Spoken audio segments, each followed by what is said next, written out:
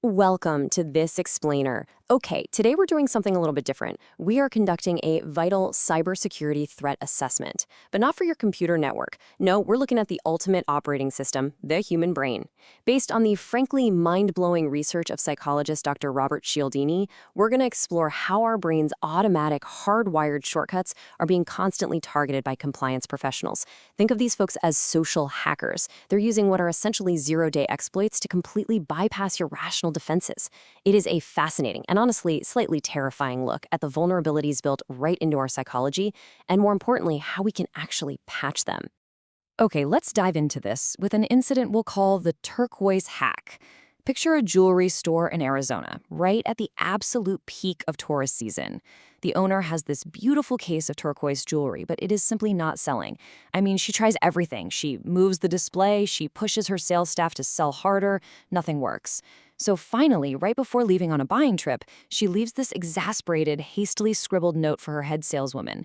Everything in this display case, price times 1/2. She just wanted to clear the inventory out, even if she had to take a loss. But when she returns, the entire allotment is completely sold out. Why?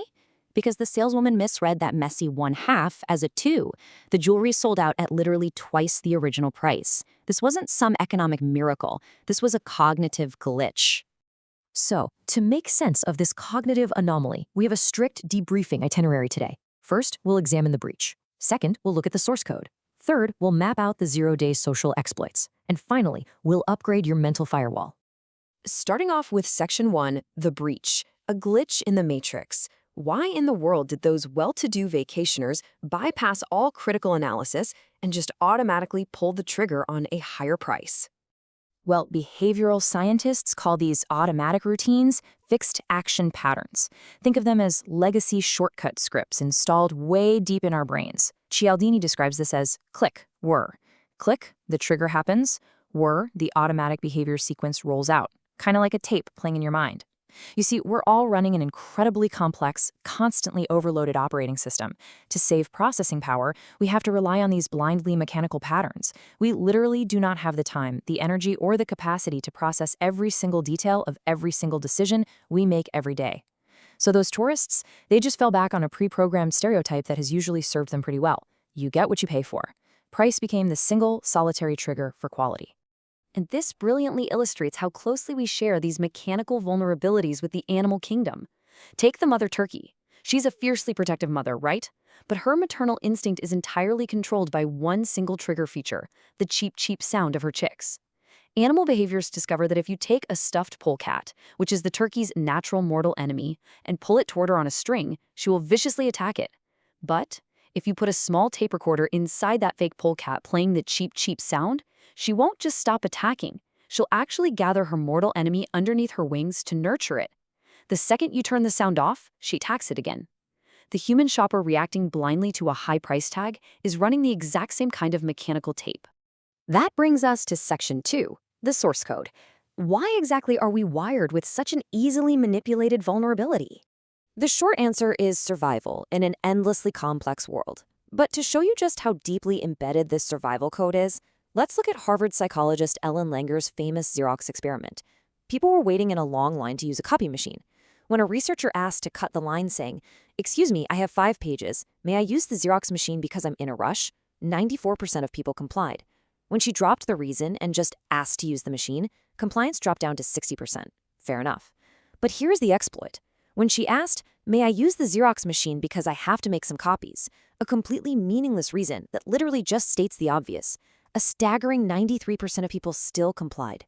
That single word, because, acted as a trigger feature, completely bypassing the rational firewall of the people in line. Click whir.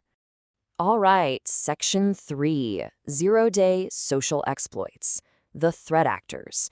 Because if our brains have these automatic triggers built in, you better believe someone is out there figuring out how to hack them. Now, what's really interesting about this is how these specific behavioral jujitsu tactics are used against us.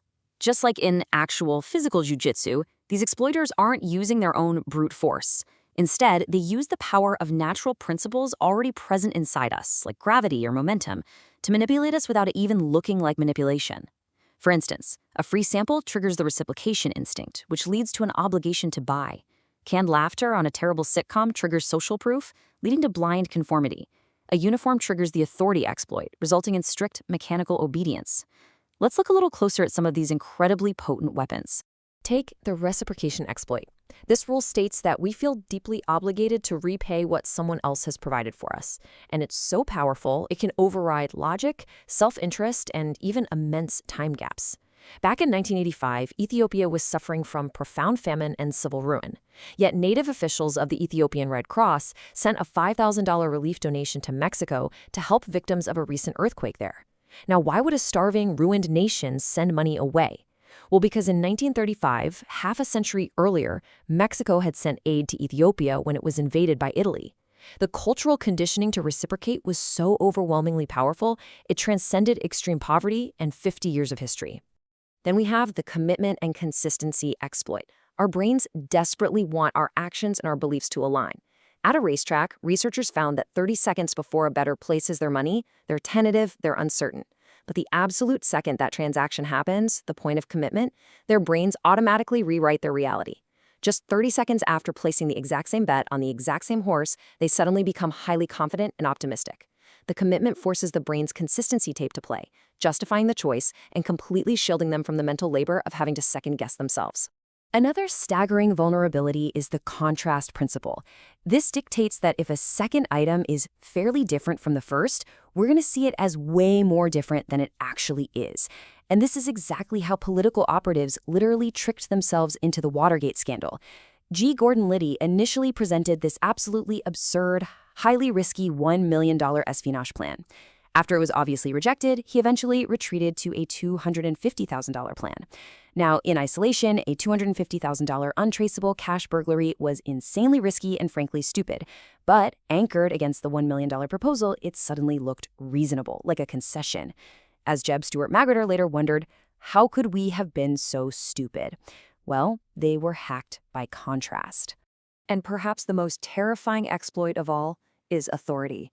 In a study at a Midwestern hospital, a researcher called 22 separate nurses' stations. He claimed to be a doctor and ordered the administration of 20 milligrams of a drug called estrogen to a patient. Now, this violated hospital policy, the drug was unauthorized, and the dosage was double the maximum lethal limit, clearly stated right there on the bottle. Yet, because the voice on the phone triggered the authority fixed action pattern, an astonishing 95% of those highly trained nurses bypassed all rational checks and proceeded to administer the lethal dose before being stopped by hidden observers. The mere symbol of a title completely crashed their rational operating systems. And the crazy thing is, these threats are active in the wild every single day.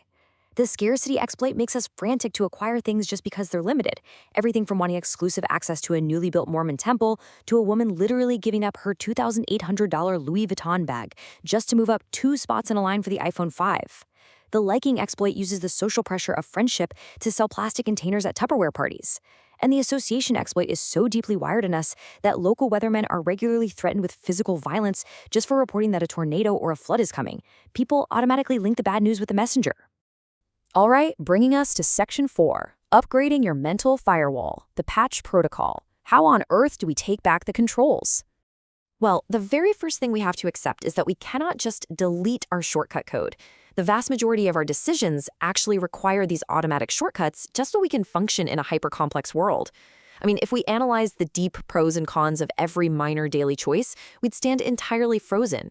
These shortcuts, trusting experts, following the crowd when we're uncertain, reciprocating a favor, they actually steer us right most of the time. We don't want to get rid of them entirely. We just need to know when they're being maliciously triggered. We need to patch the vulnerability, not delete the software. So the crucial point is implementing this 3-step tactical defense strategy. First, remember that your primary alarm system isn't your logic. It's actually your gut. Acknowledge that physical, visceral sweep. When you feel a sudden, highly emotional rush to buy something scarce or super uncomfortable pressure to return a fabricated favor, feel that tension in your stomach. Pay attention to it. Second, use that physical alarm to identify the faux trigger. Are you acting because of a genuine reason, or is it just a symbol, like a false title or an artificial countdown clock on a website? Third, once you spot the counterfeit trigger, disengage the autopilot. Separate your feelings for that charming salesperson from the actual product you're buying.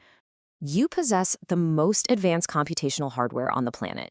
But if you aren't paying attention to the legacy software running in the background, I guarantee someone else is going to write your commands for you.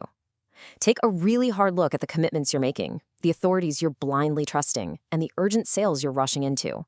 Ask yourself, who is currently holding the remote control to your cognitive autopilot? Think about that the next time you hear a click and feel the whir in your daily life. Thanks for joining me for this explainer, and stay vigilant out there.